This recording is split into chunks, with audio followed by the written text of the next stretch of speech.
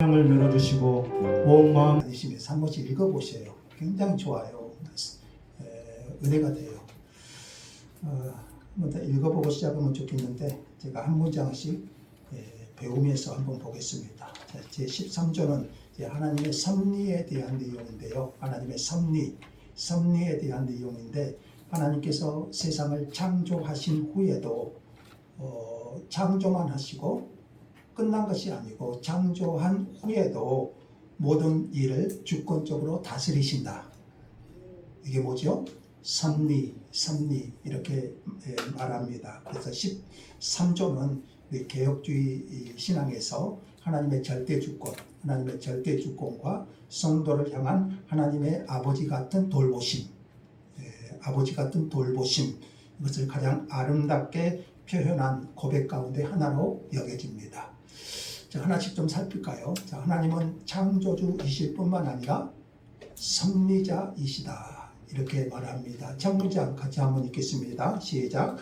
우리는 이러한 선하신 하나님께서 만물을 창조하신 후 그것들을 저버리시거나 혹은 운명과 우연에 내버려 두지 않고 그의 거룩한 뜻에 따라 만물을 지배하시고 다스리심을 믿는다. 자, 그러니까 하나님은 창조주이실 뿐만 아니라 섭리자이시다. 이 뜻입니다. 섭리는 창조하신 세상을 계속 보존하시고 다스리시고 통치하고 계신다. 창조만 하시고 내버려 두신 것이 아니라 창조하신 세상을 지금도 하나님께서 여전히 다스리시고 지배하시고 통치하고 계심을 믿습니다. 하나님은 세상을 만들어 놓고 떠나신 분이 아닙니다. 지금도 거룩한 뜻에 따라 만물을 지배하시고 세상을 다스리신다. 이것은 역사와 자연, 우리의 삶도 하나님의 통치 아래 있다는 것을 말해줍니다. 역사가 트럼프, 속된 말로 또람프라고 해요. 트럼프 같은 그런 지도자들에 의해 움직이는 것 같지만 그러나 세상의 역사와 자연 그리고 우리의 삶까지도 하나님의 통치 아래 있음을 보여주십니다. 그러니까 세상은 우연이나 운명이 아니라 하나님의 섭리 가운데 움직이신다는 것을 보여줍니다. 그의 능력의 말씀을 히브리서 1장 3절 한번 찾아볼까요? 히브리서 1장 3절에는 이렇게 말씀합니다. 자, 같이 한번 읽죠. 이는 하나님의 영광의 방패시요 그 본체의 형상이시라. 그의 능력의 말씀으로 말씀을 붙드시며 죄를 정결하게 하는 일을 하시고 높은 곳에 계신 지극히 크신 이의 우편에 앉으셨느니라. 자, 여기 중간에 보시면 하나님께서요 그의 능력의 말씀으로 뭘 붙드시죠? 만물을 붙들고 계신다. 자, 그러니까 하나님은 창조하신 세상을 지금도 뭘로? 말씀으로 붙들고 계신다. 우주 만물의 창조를 뭘로 창조하셨죠? 말씀으로 창조하셨듯이 지금도 그 권능의 말씀으로 만물을 붙드시고 계신다. 이렇게 말합니다. 그래서 신조에서 말씀한 것처럼 하나님께서 만물을 창조하신 후에 내버려 두지 않으시고 그의 거룩한 뜻에 따라 만물을 지배하시고 다스리고 계심을 신조는 믿습니다. 이렇게 고백합니다.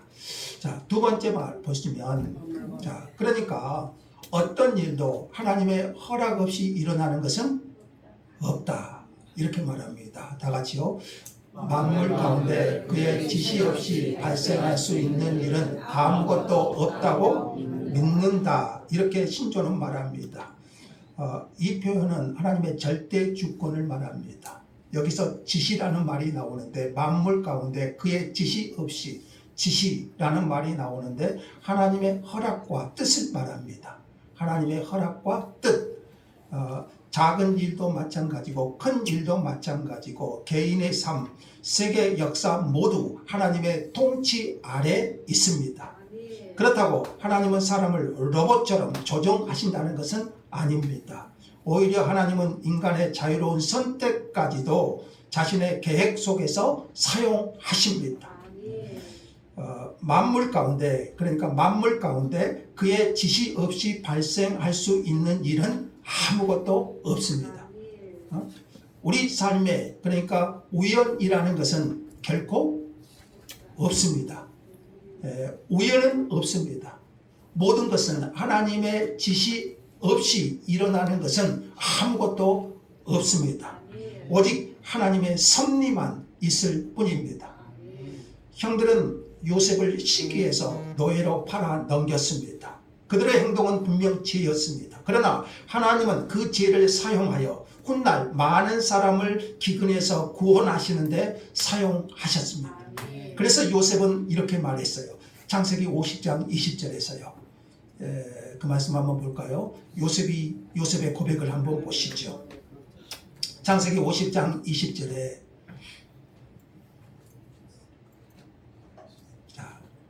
당신들은 나를 해하려 하였으나 하나님은 그것을 뭘로 바꿨습니까?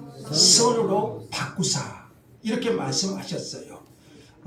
당신들은 나를 해하려 하였으나 하나님은 그것을 선으로 바꾸사. 하나님은 그것까지도 선으로 바꾸셔서 사용하시는 하나님이셨어요. 그러므로 그리스도인은 세상을 우연이나 운명이 아니라 하나님의 손 안에서 이해해야 됩니다. 자, 우리 사도행전 후반부 배우고 있는데요. 벨리스 총독, 그리고 베스토 총독, 아그리파 왕. 자, 그 모든 이면에 벨릭스가, 베스토가, 아그리파가, 고관들이 바울을 지배하고 있는 것 같았지만, 그러나 그 모든 배후에는 하나님이 섭리하고 계셨던 거예요. 하나님이 섭리하사 바울을 로마로 보내시기를 원하신 거예요. 그러니까 벨릭스도, 베스토도, 아그리파도, 고관들도 하나님의 손 안에 있었던 것이죠. 그러므로 우리는요, 우리 그리스도인들은 세상을 우연이나 운명이 아니라 하나님의 손 안에서 이해해야 됩니다. 하나님의 허락 없이, 하나님의 지시 없이 발생할 수 있는 일은 아무것도 없다고 믿는다. 이렇게 고백해요. 우연은 없어요. 오직 섭리만 작용하고 있을 뿐입니다. 자, 세 번째 생각할 것은요. 그러나 하나님은 죄를 만드신 분이 아니다. 이렇게 말합니다. 다 같이 한번 첫 문장 한번 읽어볼까요? 다 같이.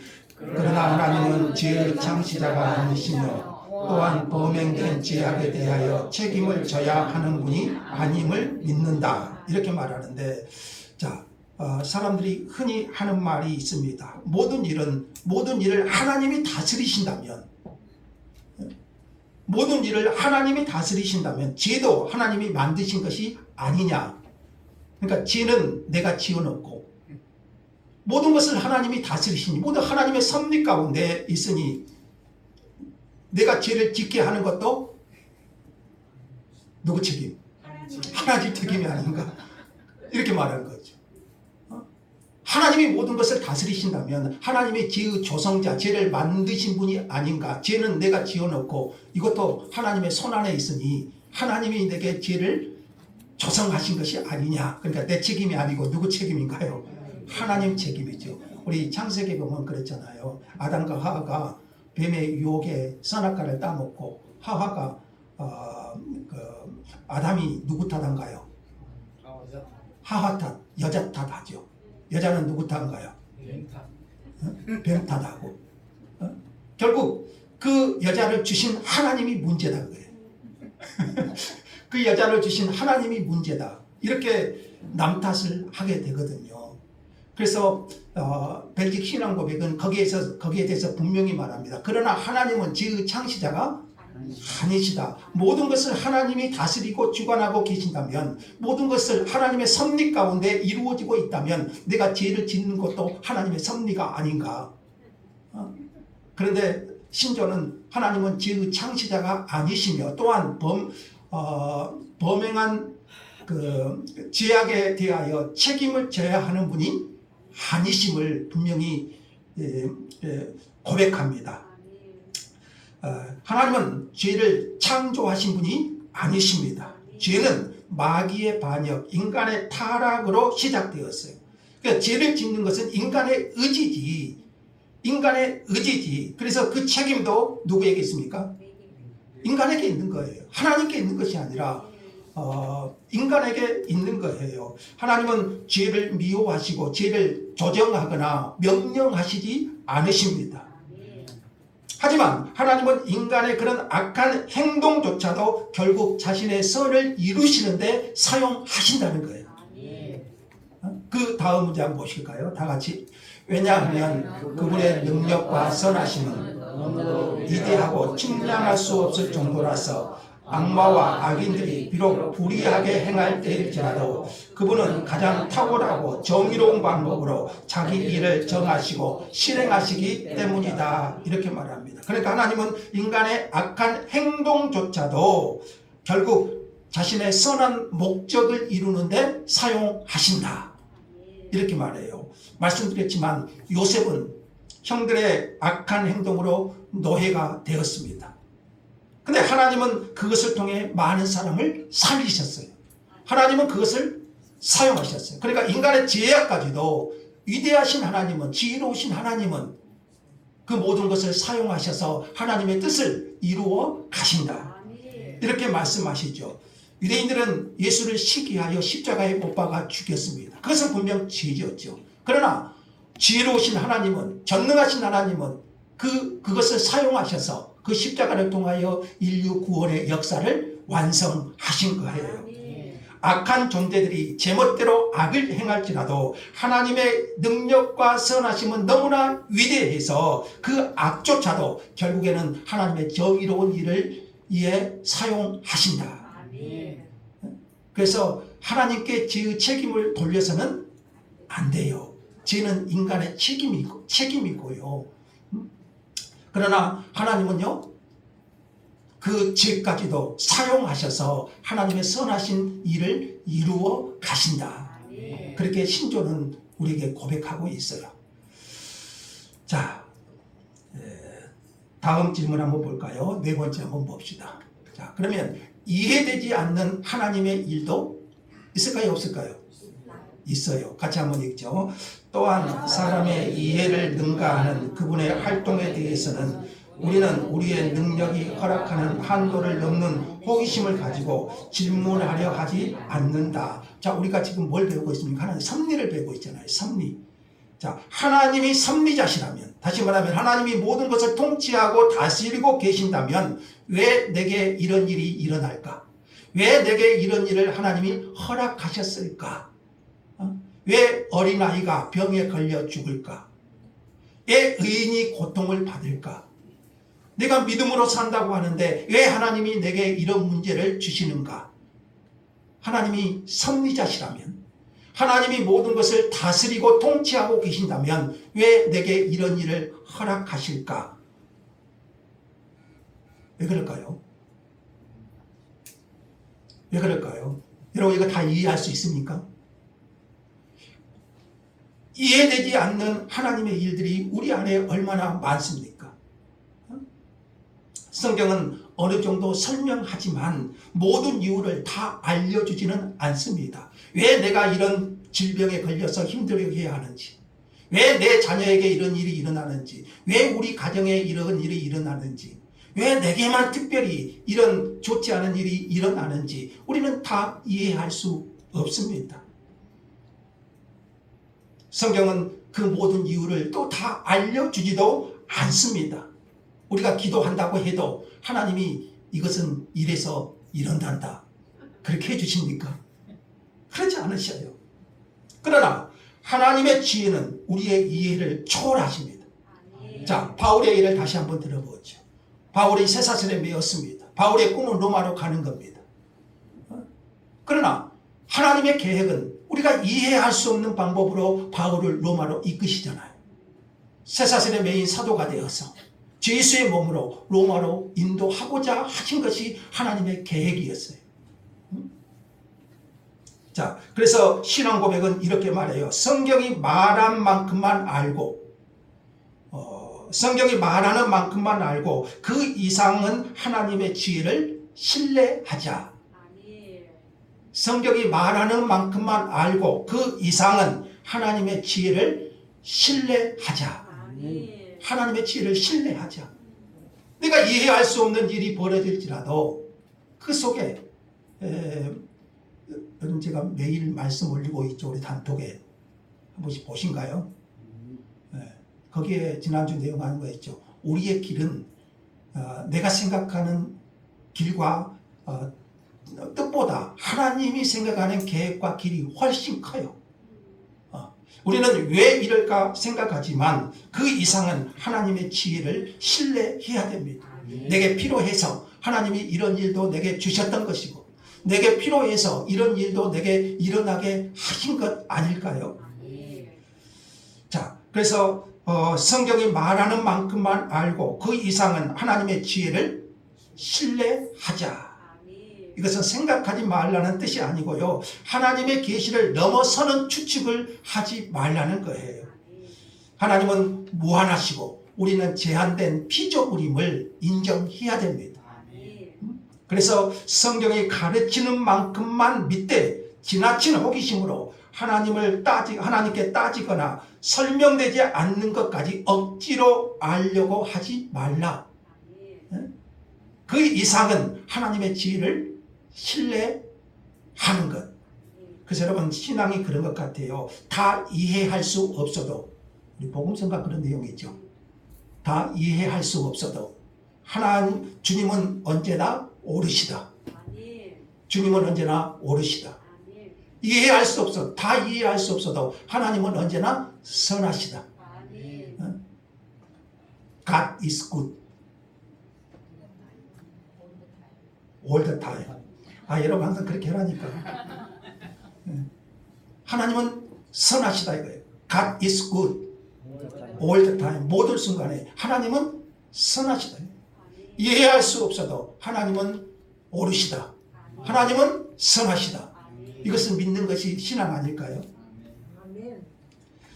자, 그래서 우리는 이미 성경 말씀을 통해 주신 약속을 붙잡고 그리스도의 제자로 살아가는 것에 만족하는 겸손함이 필요하다. 신조는 그렇게 말해요. 신조 한번 읽어보세요. 구체적으로. 그래서 그것은 하나님께 맡기고 우리는 그리스도의 제자로 살아가는 것에 만족하는 겸손함이 필요하다. 신조는 그렇게 설명해요. 그래서 여러분 이것을 한 문장 한 문장 읽어보시면 굉장히 은혜가 돼요. 굉장히 은혜가 돼요.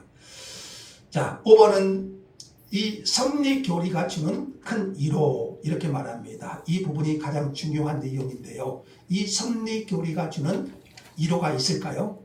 같이 한번 읽죠. 다 같이. 이 교리가 우리에게 말할 수 없는 위로를 주는데 그 까닭은 어떠한 일도 우리에게 우연히 닥치지 않고 오직 가장 은혜로운 하늘 아버지의 지시에 따라 발생하는 것임을 가르쳐주기 때문이다. 자, 그래서 이 섭리교리는 성도에게 말할 수 없는 위로를 줘요. 어떤 위로요? 말할 수 없는 위로를 줘요. 섭리교리는 우리에게 일어나는 어떤 일도 우연이 아니다. 좋은 일도 어려운 일도 질병도 실패도 성공도 모두 하나님의 허락과 다스림 아래 있습니다. 그래서 성도는 왜 이런 일이 생겼지? 왜 내게 이런 일이 생겼지? 이렇게 절망하는 대신에 하나님께서 이 일도 알고 계시고 선하게 사용하실 것이다. 이렇게 믿는 거예요. 왜 내게 이런 일이 일어났을까? 이게 아니고요. 하나님의 섭리를 믿는다면 하나님은 그것조차도 알고 계실까요? 모르고 계실까요? 알고 계시고 내가 일어나고 있는 그 문제를 이해할 수 없는 그 모든 것도 하나님은 알고 계시고 그것까지 선하게 사용하실 것이다. 우리는 이것을 믿을 수 있어요. 어려움을 만나도 하나님께서 모르시는 것이 아니고 하나님이 버리신 것도 아니고 하나님의 선하신 뜻 가운데 존재하고 있는 것이다. 결국 선하게 사용하실 것이다. 이 믿음을 가질 수 있잖아요. 그러니까 신자는 이 섭리교리에서 참된 위로를 얻습니다. 지금 내게 일어나고 있는 것 하나님이 아신다? 아신다. 그래서 우리는 그 하나님 안에서 참된 평안과 위로를 얻을 수 있는 거예요. 지금 겪는 폭풍우도 나를 망가뜨리려고 한 것이 아니고 하나님의 선하신 손길 안에 허락된 것임을 우리는 알기 때문이에요. 이것이 승리가 주는 위로예요. 자, 지금도 하나님은 나의 모든 것을 아십니다. 내가 겪는 폭풍 같은 그 일도 하나님은 아십니다. 우리는 거기서 위로를 얻는 것이고요. 그리고 그것조차도 하나님은 선하게 사용하실 것이다. 그 이상에 대해서는 하나님의 지혜에 맡겨야 되잖아요. 우리는 겸손하게 그 하나님을 신뢰할 뿐입니다. 자, 6번은 이렇게 말합니다. 이 하나님은 아버지처럼 우리를 돌보신다. 굉장히 따뜻한 돌보심의 은혜가 나오는데요. 같이 한번 읽을까요? 하나님은 아버지로서의 배려로서 우리를 지켜보시고 자기에게 속한 모든 피조물을 그의 능력으로 지키시기 때문에 우리의 머리털 한 가닥도 또 참새 한 마리도 우리 아버지의 뜻이 아니면 땅에 떨어질 수 없다. 아버지의 뜻이 아니면 땅에 떨어질 수 없다. 예수님은 참새도 하나님의 허락 없이 떨어지지 않는다. 이게 마태복음에 나온 말씀이죠. 마태복음 10장에 나오는 말씀인데 우리의 머리털 한 가닥도 또 참새 한 마리도 우리 아버지의 뜻이 아니면 땅에 떨어질 수 없다. 하나님이 우리 머리카락 하나까지 다 세고 계신다. 세고 계신다. 자, 이것은 물론 문자 그대로 이해할 수도 있겠지만 나는 머리카락이 몇 개인지는 모르죠. 하나님은 아실까요? 문자 그대로 한다면 하나님은 우리 머리카락 숫까지도 아실 거예요. 저는 그런 것도 되겠지만 이것은 하나님께서 우리의 삶을 아주 섬세하게 돌보신다는 것을 강조하는 표현 아닐까요? 머리카락 하나까지도 아시는 하나님, 우리의 삶을 섬세하게 돌보고 계시는 하나님, 하나님께서 아주 작은 일까지도 알고 계신다. 그것을 우리는 알 수가 있고요. 그 하나님 아버지는, 그 전능하신 하나님은, 그 창조주 하나님은 섭리자이시기도 하시는데, 그러나 그분은 아버지처럼 우리를 돌보시는 하나님이시다. 아버지처럼 돌보시는 하나님. 네. 자, 그것을 말씀하고 있고요. 7번째는 이렇게 말합니다. 마귀와 원수들도 하나님의 허락 안에서만 움직인다. 이렇게 말합니다. 같이 또 읽어보게요. 우리는 하나님을 참으로 완전하게 신뢰하는 가운데 참된 평안을 누릴 수 있다. 그 까닭은 그의 뜻과 허락 없이는 그 어떤 악마와 우리의 모든 원수들도 우리를 해할 수 없음을 알고 있기 때문이며 하나님께서 그들을 철저히 통제하시고 제압하심을 알고 있기 때문이다. 사탄도 하나님의 허락 없이는 욥을 시험할 수 없었습니다. 욥을 시험했죠. 하나님의 허락 하에서 그랬어요. 사탄도 하나님의 통치 아래에 있는 피조물이에요. 그러니까 우리는 사탄을 두려워하기보다 하나님을 더 두려워해야 됩니다. 하나님은 권능의 하나님이시고 사탄보다 위대하신 하나님 아니십니까? 그래서 성도는 사탄보다 하나님을 더 두려워하고 신뢰해야 됩니다. 사탄도 하나님의 허락 없이 마음대로 우리를 해칠 수 없습니다. 그들도 결국 하나님의 통치 아래 있다는 것이죠. 그래서 성도는 두려움보다 하나님을 더 신뢰할 수 있는 거예요. 마귀와 원수들도 하나님의 허락 안에서만 움직인다. 그래서 바울은 그렇게 말했죠. 사람이 감당할 시험밖에는 주지 않으신다 그래요. 사탄도 하나님의 허락 하에서만 움직이기 때문에 그래요. 자, 마지막 하나 더 보고 끝냅시다. 신조 마지막 부분은 에피큐로스 사상을 에피큐리안이라고 하는데 에피큐로스입니다. 에피큐로스 들어보셨죠? 에피큐로스 사상을 거부합니다. 에피큐로스 사상이 뭔가요? 같이 한번 읽어봅시다. 그러므로 우리는 하나님은 아무것도 주관하시지 않고 단지 모든 것을 우연에 맡겨 두신다는 에피큐리안 사상의 저주스러운 과거를 배격한다. 이렇게 신조는 마칩니다. 에피큐로스 사상의 이것을 저주스러운 가오라고 합니다. 저주스러운 가오. 이 에피큐리안은 어떻게 주장했냐면 설령 하나님이 존재하시더라도 인간 세상에는 관심이 없고 간섭하지 않는다.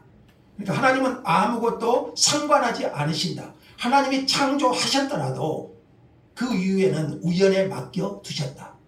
우연에 맡겨 두셨다. 이렇게 말하는 것이 에피큐로스 학파들이 말합니다. 하나님이 세상을 만들었더라도 지금은 간섭하지 않는다. 또한 세상은 우연히 흘러간다고 주장합니다. 우연히 흘러간다.